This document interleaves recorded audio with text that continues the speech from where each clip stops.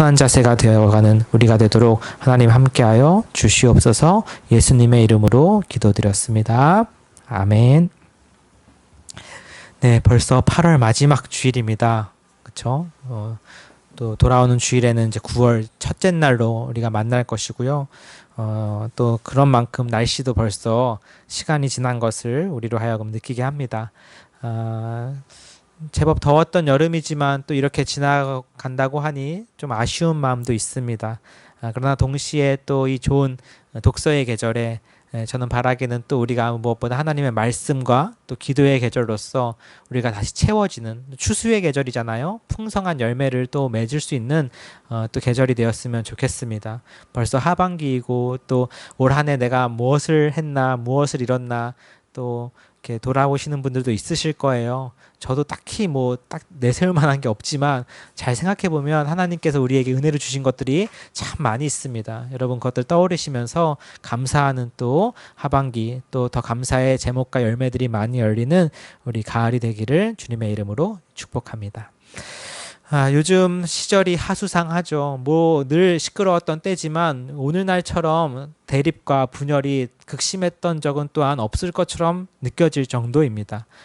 특히 정치적으로 제가 어떤 색을 여기서 결코 드러내려는 것은 아닙니다. 어쨌든 오늘 세상에서는 정치적인 이념과 또 좌우 갈등이 극심하게 벌어지고 있는 것을 볼 수 있습니다.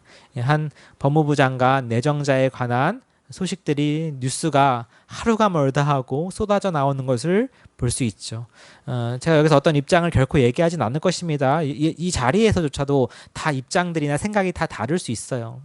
다만 제가 오늘 서두로 삼고 싶은 점은 이 부분입니다. 비판하는 자들이 가진 특징이 뭔지를 잠깐 짚어보고 싶습니다. 뭐냐 하면 뭐 때문에 지금 그렇게 많은 사람들이 분노하고 분개하면서 그렇게 비판하려고 하는 것일까? 그거 자체가 무조건 전 나쁘다고 말하지 않습니다. 필요한 과정일 수 있고요. 그리고 타당한 비판은 얼마든지 우리에게 중요한 것입니다. 그런데 그러한 비판의 과정 중에서 제가 살펴봤던 흥미로운 것이 한 가지 있는데 그것은 무엇이냐?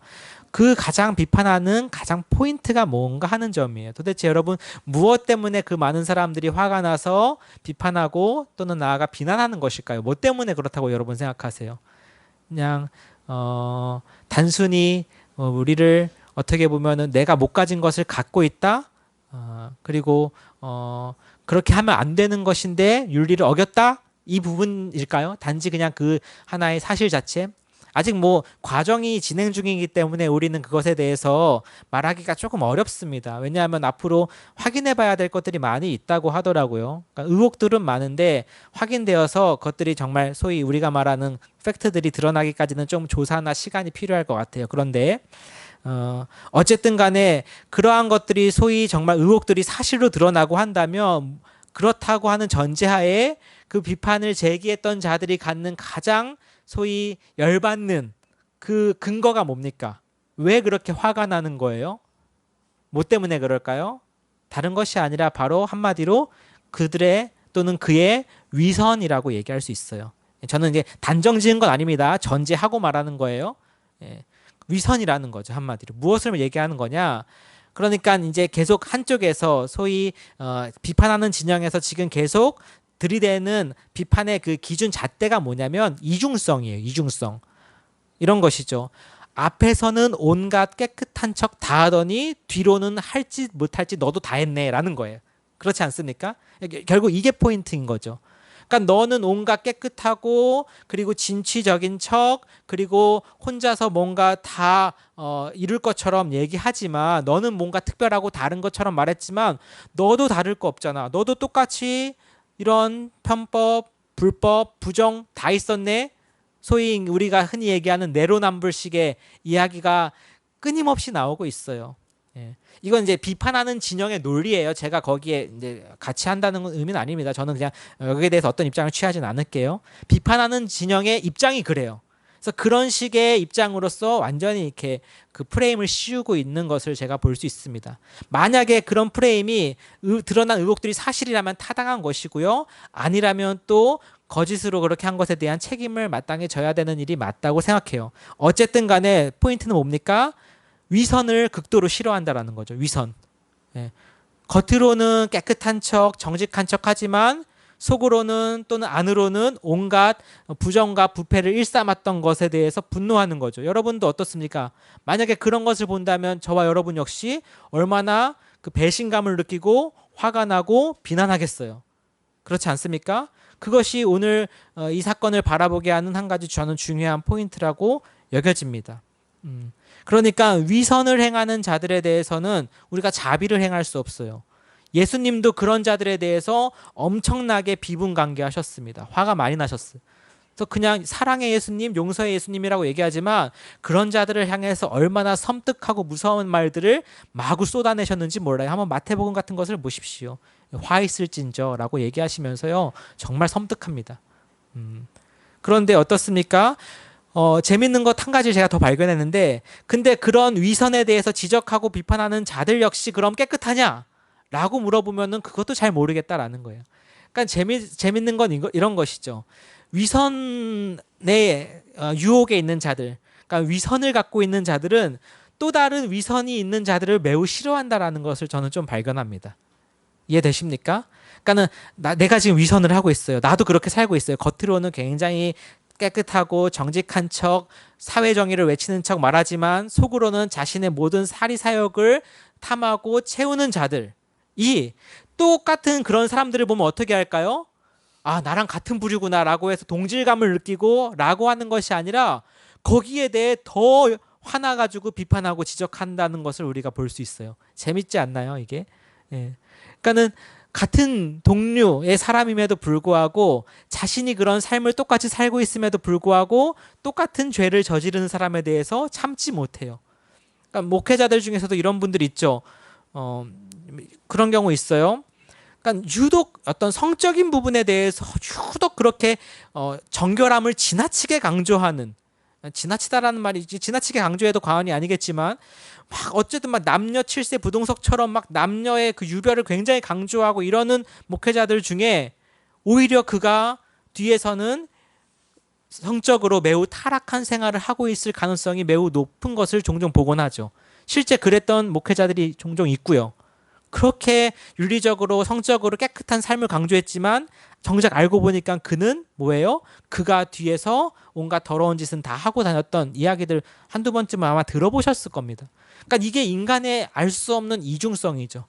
말 그대로 위선인 겁니다. 가증스러운 것이고 가식적인 거죠.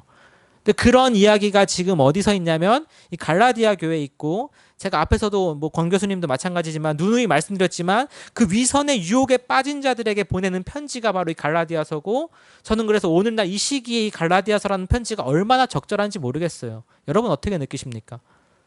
정말 여러분 그래서 이 편지는 오늘날 우리에게 하나님이 보내주시는 편지라고 우리가 받아들여도 좋을 것 같습니다. 그래서 똑같은 문제를 겪고 있었던 그리고 오늘은 그 문제 중에 가장 극심한 갈등이 드러났던 한 가지 에피소드가 나오는데 그것을 가지고 오늘날 바울이 어떻게 진단을 하고 처방을 하는지 우리가 한번 나눠보겠습니다. 11절에서부터 14절인데요. 먼저 어떤 일이 있었는지 한번 보도록 하겠습니다. 11절에서부터 14절 같이 한번 읽어볼까요? 시작. 게바가 안디옥에 이르렀을 때에 아멘. 네, 여기까지만 우선 읽을게요. 뭐냐면은 지금 벌써 이 11절부터가 심상치가 않아요. 무슨 일이에요? 게바 베드로입니다, 여러분.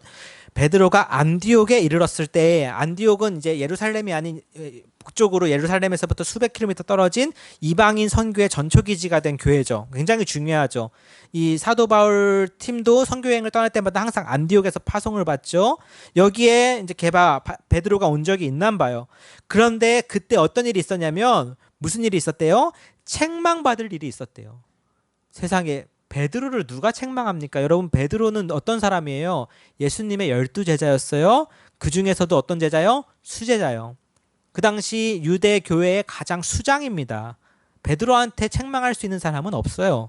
그런데 지금 나중에 뒤늦게 들어온 소위 후배 한참 까맣게 어린 후배가 뭐라고 하는 거예요? 책망받을 일이 있어서 뭐라고 합니까?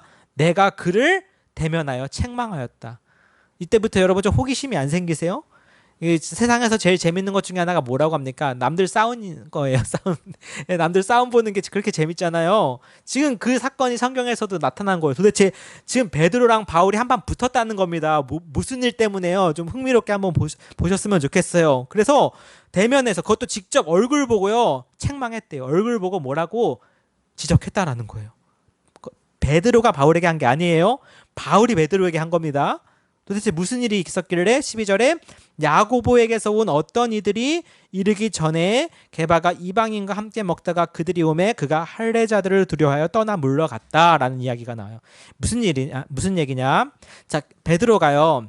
안디옥 교회에 오니까 이방인들이 많이 있었겠죠. 예루살렘 교회랑은 좀 달랐을 겁니다. 근데 베드로 역시 이방인들하고의 그 교제나 이제 식탁 교제 같은 것을 더 이상 꺼리진 않아요. 왜요? 사도행전 10장에 고넬료 사건 같은 일이 있었잖아요. 그래서 그때부터 이방인에게도 하나님이 구원을 주시기로 했다라는 것을 인정하고 그들과도 교제를 시작한 겁니다. 이건 엄청나게 파격적인 소위 진보였어요. 진전이었어요. 유대인들이 이방인들과 이렇게 같이 교제하고 심지어 식탁 교제, 먹는다는 건 상상할 수조차 없었던 일이거든요. 그런데 이 게바 베드로가 이방인과 함께 먹게 된 거죠. 이것만 해도 사실 놀라운 발전이라면 발전일 수 있어요. 그런데 같이 먹다가 여기까지는 문제가 안 돼요. 어떤 사람들이 와요.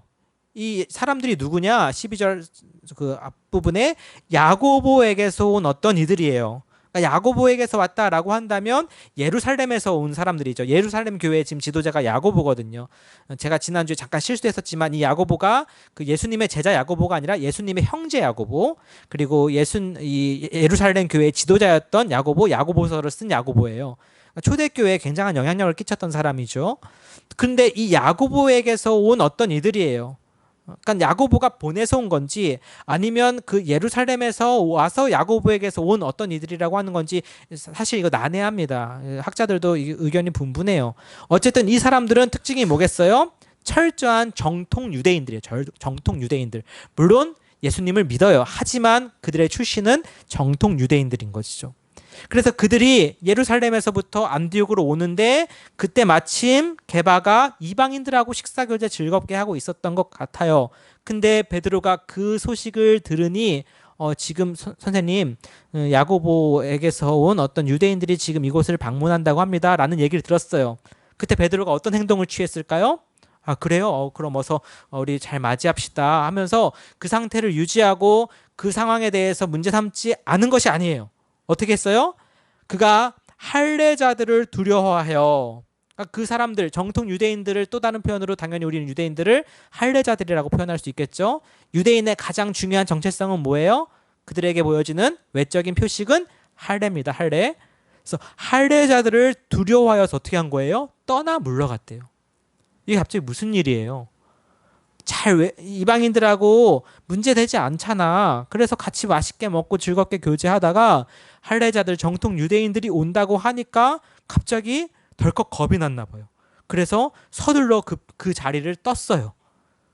결과 영향력은 어땠을까요? 어마어마합니다. 이 베드로가 가진 위치 때문에요. 13절에 어떻게 돼요? 남은 유대인들도 그와 같이 외식했대요. 이게 바울의 이제 평가인 거죠. 같이 위선했다라는 거예요. 다른 유대인들마저도 그 전까지는 어땠어요? 이방인들 괜찮아. 왜? 이제 하나님이 이방인도 하나님의 자녀가 되는 권세를 주셨어. 라고 인정하면서 더 이상 그들과의 차별을 인정하면서 차이를 인정하게 된 거죠. 차별이 아니라. 다를 뿐이다라는 것을 인정하면서 차별을 두지 않고 함께 식사 교제했는데 세상에 베드로 우리 총회장님께서 따지자면 저렇게 하시네? 어때요? 남은 유대인들도 그와 같이 똑같이 따라합니다. 외식하는 거죠.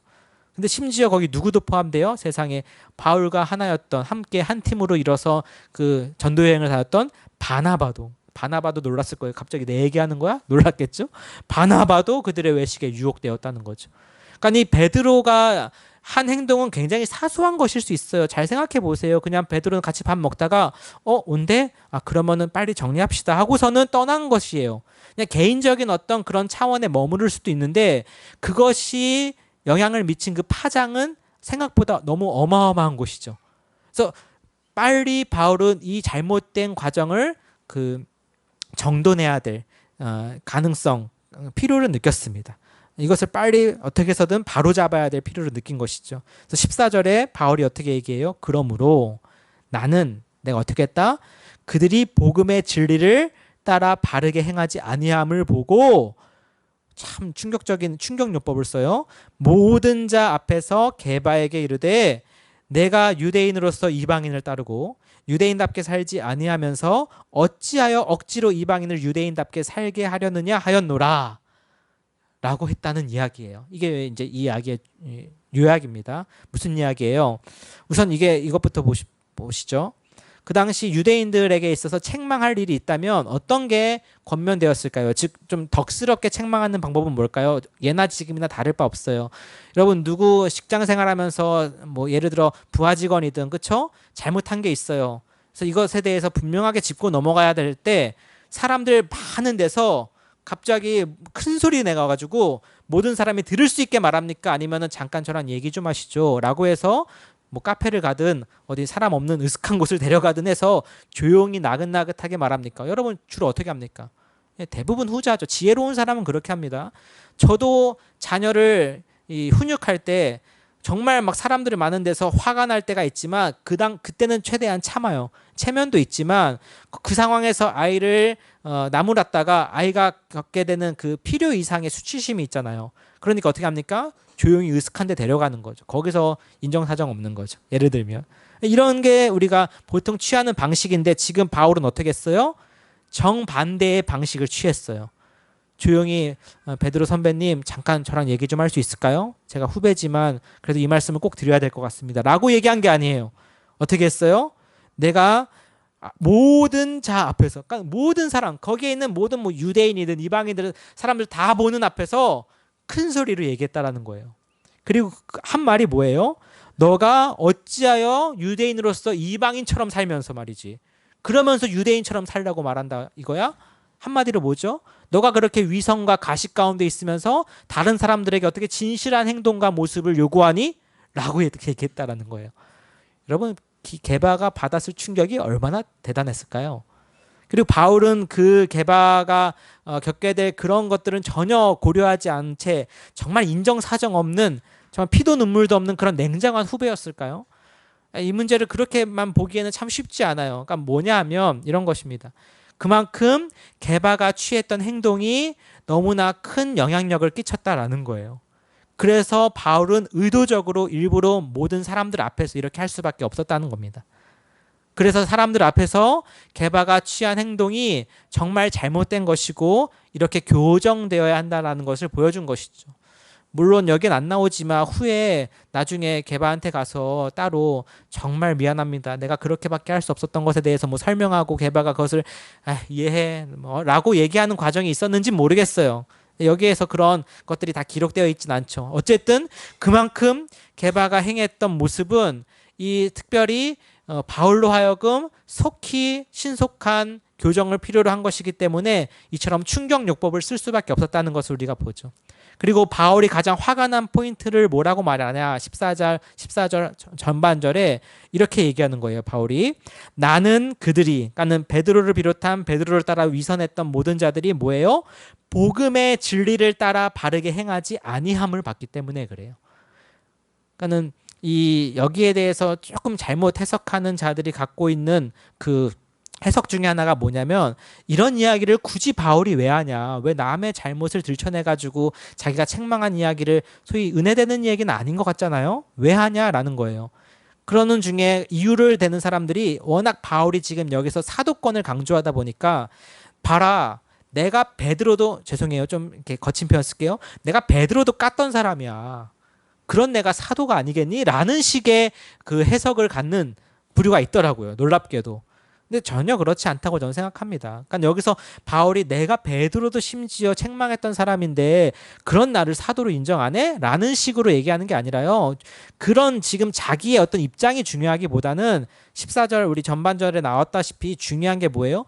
복음의 진리에서 벗어났다라는 게 포인트예요.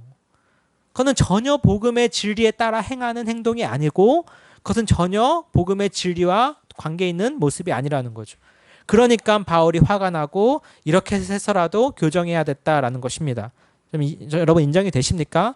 이게 쉽지가 않아요. 이 본문이요. 그 학자들도 굉장히 해석하고 그 주의하는데 어려움을 겪는 본문 중에 하나입니다. 이게 이 사건이 우리 눈에는 그냥 단순해 보이지만 여기 나온 사건과 앞으로 바울이 하는 이야기들이 굉장히 난해하고 좀 심오하거든요. 근데 저는 제가 이해한 선에서 여러분에게 최대한 쉽게 표현해 보려고 노력하고 있습니다. 어쨌든 이런 사건이 있었고요. 이 사건에 대해서 바울이 이제 그 설명을 붙인 게 15절에서 21절이에요. 이러한 설명을 통해서 이 사건에 대해 바울이 결론과 새로운 가르침을 다시 한번 그들에게 상기시킵니다. 뭡니까? 15절 우리는 본래 유대인이요 이방 죄인이 아니로되 잠깐 양보하죠. 양보 구절이라고 할 수 있는데 그래 맞아. 우리 유대인이야. 그래 이방인 아니지. 그러니까 태생부터가 달라요. 유대인들은 이방인들하고 완전히 그들의 태어남부터 다르다고 인정하는 존재들입니다. 하지만 중요한 건 뭐예요? 이제 이 16절, 20절이 너무너무 우리한테 잘 알려진 익숙한 구절인데 이 구절을 통해 구원의 위치에 있어서 바울은 유대인과 이방인을 동등한 위치에 놓습니다. 어떤 원리에 의해서 그렇게 되는가? 전에는 유대인들에게만 하나님의 구원과 섭리가 있었거든요. 이방인들은 감히 껴들지도 못했어요. 근데 이제는 어떤 한 원리로 인해서 유대인이나 이방인이나 하나님 앞에 동등한 위치에 서게 돼요. 이런 세상에 일이 있을 수 없는데 있게 돼요. 왜요? 16절 한번 보시죠. 같이 읽어볼까요? 시작. 사람이 의롭게 되는 것은 율법의 행위로 말미암음이 아니요 오직 예수 그리스도를 믿음으로 말미암는 줄 알므로 우리도 그리스도 예수를 믿나니 이는 우리가 율법의 행위로서가 아니고 그리스도를 믿음으로써 의롭다 함을 얻으려 함이라. 율법의 행위로서는 의롭다 함을 얻을 육체가 없느니라. 아멘. 너무 유명한 구절이죠. 여러분도 잘 아실 거예요. 그러니까 이 구절을 다 모르더라도 여기서 얘기하는 이런 뉘앙스의 이야기들은 우리가 성경이나 아니면 소위 설교 같은 데서 많이 듣는 이야기입니다. 뭐예요? 율법이 아니라 행위가 아니라 뭘로 의롭다함을 받는다? 믿음으로 의롭다함을 받는다. 소위 이신칭이라고 하는 너무너무 우리 교회에서 자주 인용되고 강조되는 그 이야기가 이제 이 갈라디아서 2장 16절 20절 이 부분에 나오거든요. 그래서 갈라디아서의 가장 핵심이 여기라고 말하시는 분들도 참 많아요. 한번 오늘 정말 근데 그러한가 한번 우리가 보도록 하겠습니다. 자, 왜 유대인과 이방인이 구원의 앞에 있어서 동등한 위치에 취하게 돼요? 이제 중요한 것은 그들의 출신이 아니에요. 내가 무엇으로 태어났다, 내가 금수저다, 은수저다 이게 중요한 게 아니에요. 무엇이 중요한 거예요? 믿음으로 의롭다함을 받는 게 중요한 것이죠. 그러니까 믿음은 유대인이나 이방인이나 남자나 여자나 종이나 자유자나 누구든지 가질 수 있어요. 차별이 없어요. 그렇죠? 유대인이라고 해서 특별히 더 나은 믿음, 좋은 믿음을 갖고 태어나는 것이 아니란 말입니다. 그러니까 그 전만 하더라도 예수 그리스도의 사역 이전만 하더라도 구원은 바로 유대인들에게 유리한 거, 훨씬 유리한 것이었어요. 왜냐하면 율법으로서 주어지는 것이었기 때문에. 그렇죠? 하나님의 말씀 그리고 그 말씀 안에서 순종함으로 말미암아 하나님의 나라 안에 있는 그 상태를 유지할 수 있었던 자들이 바로 유대인들인 것이죠. 근데 그러므로 율법을 갖고 있는 유무가 너무너무 중요했던 거예요. 율법이 없으면 그런 기회조차 없는 것이죠. 그런데 이제는 그 율법의 행위로 의롭게 되는 것이 아니라고 얘기해요. 오히려 무엇이라고 말합니까? 오직 예수 그리스도를 믿음으로 된다라고 이야기하는 것이죠.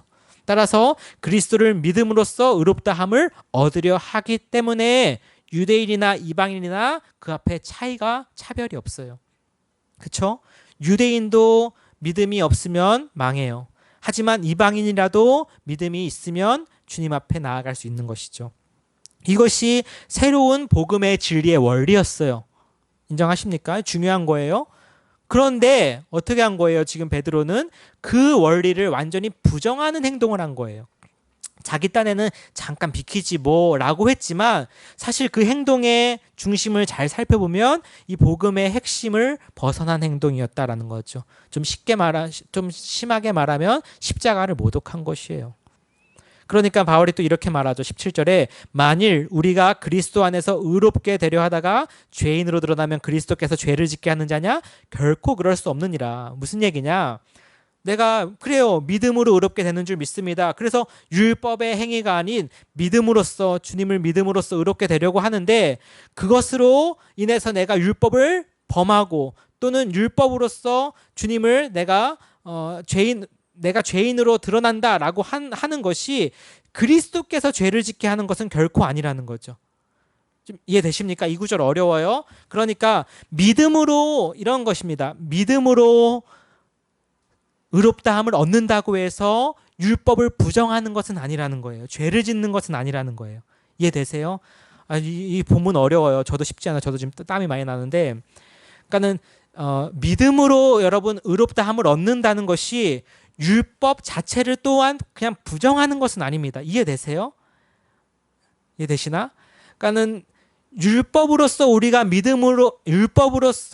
구원을 받고 의롭다함을 얻는 것은 아니에요. 그러나 믿음으로써 구원과 의롭다함을 얻는다고 해서 율법을 부정하는 것도 아닙니다. 이해되시나요? 그러니까 권 교수님 말했던 포인트도 이런 거예요. 이제 안 해도 돼라는 게 아니에요. 자, 이제 믿음만 있으면 돼. 믿기만 하면 돼. 이제 더 이상 행위는 필요 없어 라고 말하는 게 아니라는 거죠. 복음은 그런 식으로 하향평준화시키지 않는다고 했어요. 믿음으로 구원을 받지만 여전히 우리 안에 율법의 행위에 대한 요구는 살아있을 수 있어요. 그것으로 구원받는 것은 아니지만. 이해되십니까? 그러니까 17절 같은 말을 할 수 있는 거죠. 그러나 18절에 만일 내가 헐었던 것을 다시 세우면 뭐예요? 이 헐었던 것이 예전에 유대인들이 율법을 통해서 자신들만 어떻게 선민이라고 했던 그런 특별한 의식을 가졌던 것을 다시 세운다면 지금 갖고 있는 복음의 진리는 무시한 채 그럼 어떻게 하는 거예요?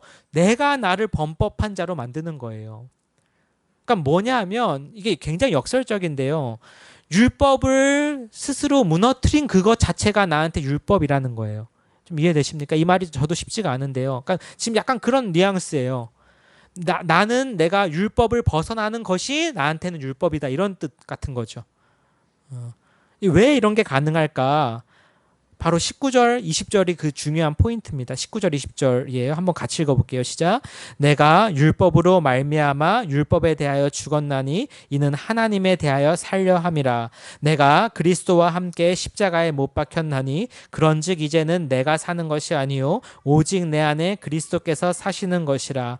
이제 내가 육체 가운데 사는 것은 나를 사랑하사 나를 위하여 자기 자신을 버리신 하나님의 아들을 믿는 믿음 안에서 사는 것이라. 아멘. 자, 특히 이제 여기서 가장 난해하고 심오한 구절이 19절인데요. 내가 율법으로 말미암아 율법에 대하여 죽었다. 무슨 말이에요, 도대체? 여러분 성경 읽다가 이런 거 보면 그냥 지나가시죠. 저도 웬만하면 그냥 지나가고 싶어요. 이게 말이에요, 뭐예요? 내가 율법으로 말미암아 율법에 대하여 죽었다는 게 뭐예요?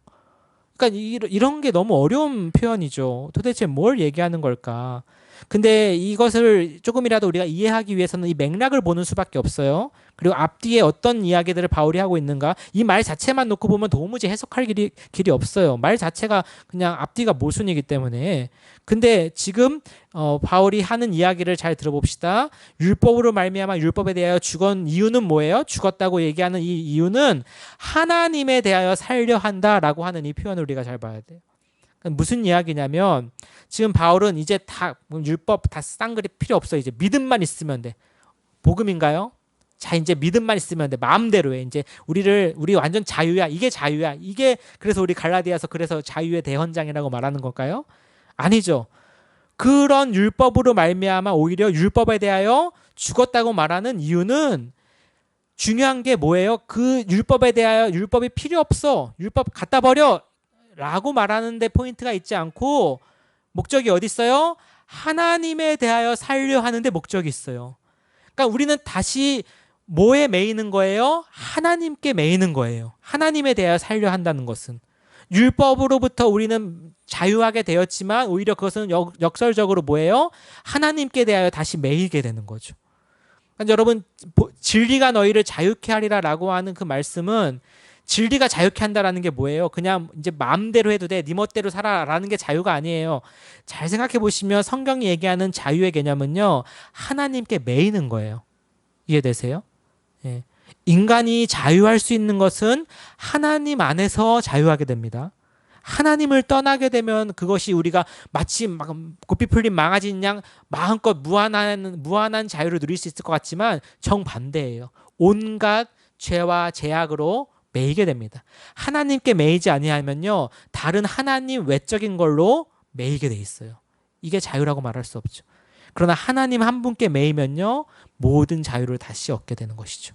이게 이 갈라디아서에 남겨있는 자유의 의미 아닐까 저는 생각해 봅니다.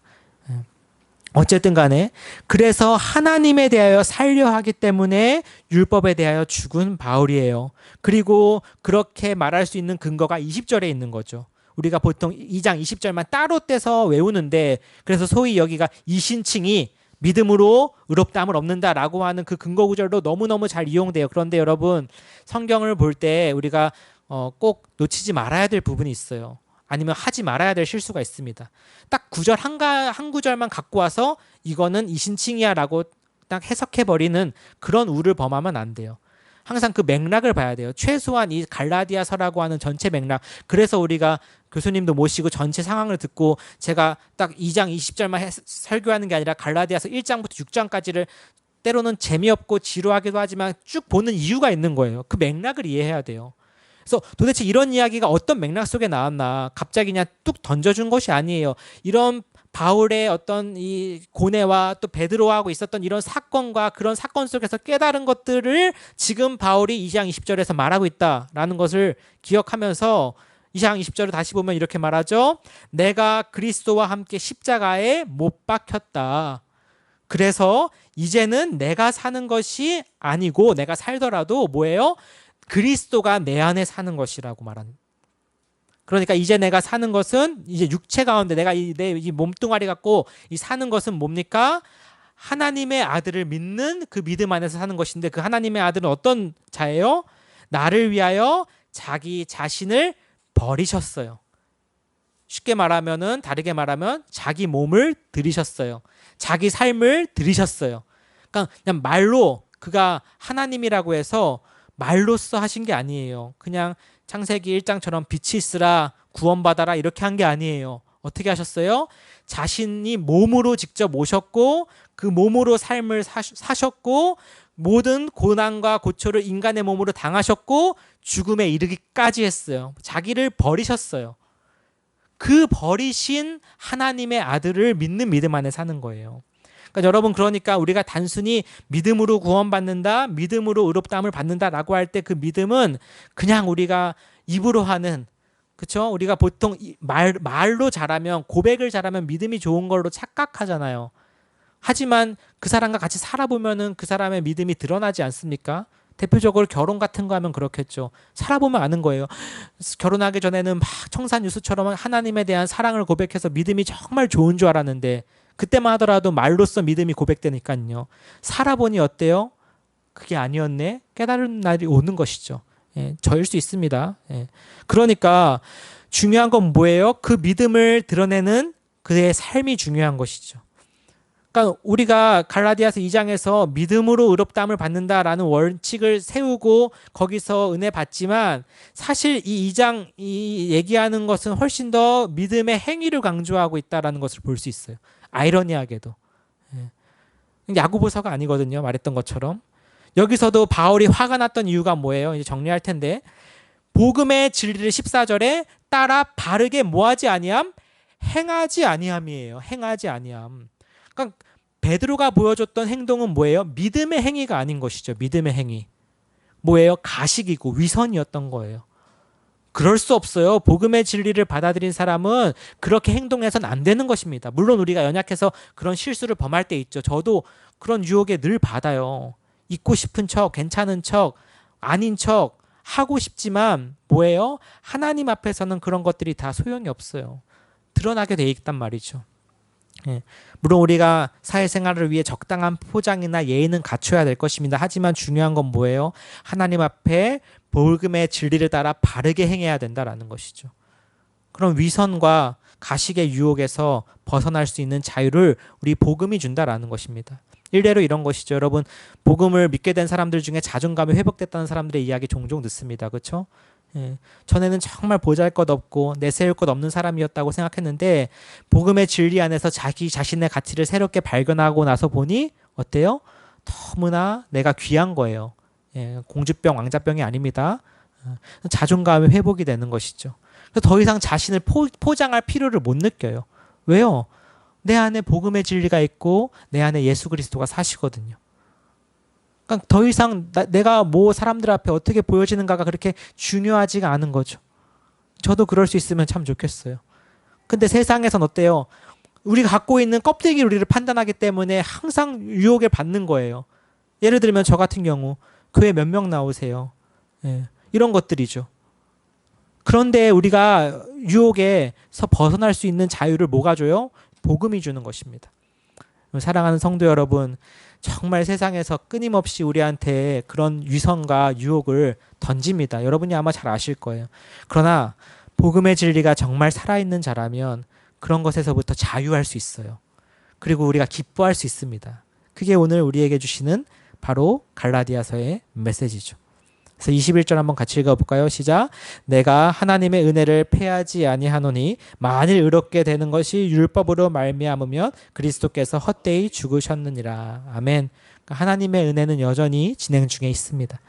주님께서는 바로 우리를 위해서 십자가에서 그 모든 요구를 담당하셨고 또 이뤄내셨어요. 그리고 이제 그것을 믿는 믿음 가운데 살아가는 자에게 의롭다 하는 놀라운 은혜를 주셨습니다. 하지만 그 믿는 믿음을 동시에 우리는 또한 삶으로 우리의 행위로 나타내 보여야 하는 시기에 있다고 말입니다. 많은 사람들이 위선의 탈을 쓰고 우리에게 다가오지만 그리스도인이라고 고백할 수 있는 저와 여러분만큼은 하나님 앞에 신실하게 진실하게 나아갈 수 있기를 바랍니다. 이러한 자들의 심령을 하나님이 받아주세요. 그리고 더 이상 우리는 하나님 앞에서만큼은 적어도 우리가 우리를 포장할 필요성을 못 느끼는 것이죠. 감사하게도 저는 우리 교회 성도분들이 훨씬 더 진실하고 신실한 모습에 가까이 계시다고 느낍니다. 특별히 이제 수련회 가서도 느꼈지만 처음 만나는 그런 관계임에도 불구하고 몇몇 분들이 자신의 이야기를 그렇게 솔직하게 해줄 수 있다는 것에 대해 놀라면서도 너무 감사했어요. 쉽지 않은 이야기거든요. 뭐 3박 4일, 4박 5일 하다가 마지막 날 밤에야 돼서야 할 수 있을까 말까 한 이야기들일 수도 있는 이야기들을 그리스도 안에서 이렇게 쉽게 내놓아주신 것, 그런 모습 자체가 참 진실하고 진실한 모습이 아니었나 또 생각도 해보았습니다. 어쨌든 간에 하나님은 우리의 외모를 취하지 아니하시고 우리의 중심을 보십니다. 세상은 외모를 보지만 우리는 하나님 앞에서 진실한 자로 신실한 자로 세워지는 자들이 되기를 주님의 이름으로 축복합니다. 같이 한번 찬양하기 원하는데요. 아까 마지막에 불렀던 찬양입니다. 신실하게 진실하게 거룩하게 살게 하소서. 신실하게 진실하게 거룩하게 살게 하소서.